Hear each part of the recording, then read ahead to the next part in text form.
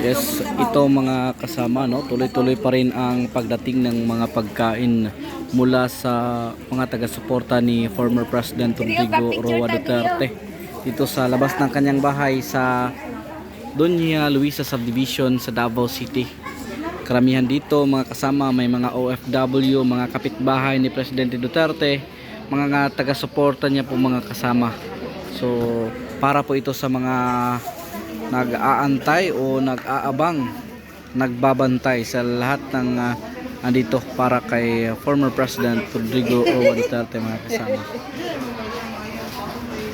Oh, dito marating pa rin, lubos na dumarami ang mga pagkain ni dito sa labas ng bahay ng former president mga kasama.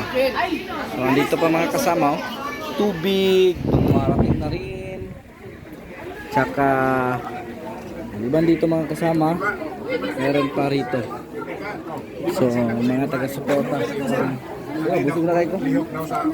Mga taga-suporta pa rin ni sorry no, may mga ano tayo, yung mga dahilan ng mga pagkain dito na dumarating. Mga follower nila to. Ito mga kasama. So dito ito rin may grupo sa mga riders na nandito mga kasama. Ito po yung bahay ng former president. Ito mga riders ito mga kasama, dumating dito. So ito mga kasama. Dito rin sa bandang dito merong mga pagkain ng mga lomi.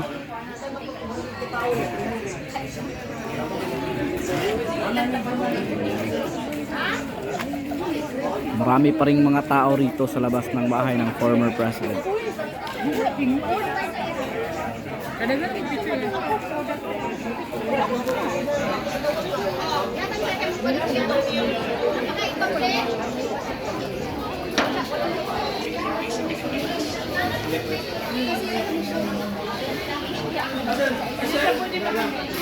So ito na mga kasama, dumarating pa rin.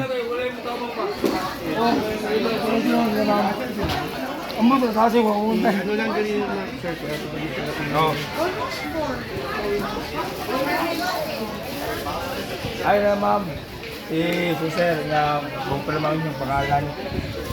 Hindi na to. Ako ng awon. Ma'am, dali na ma'am. Wait lang.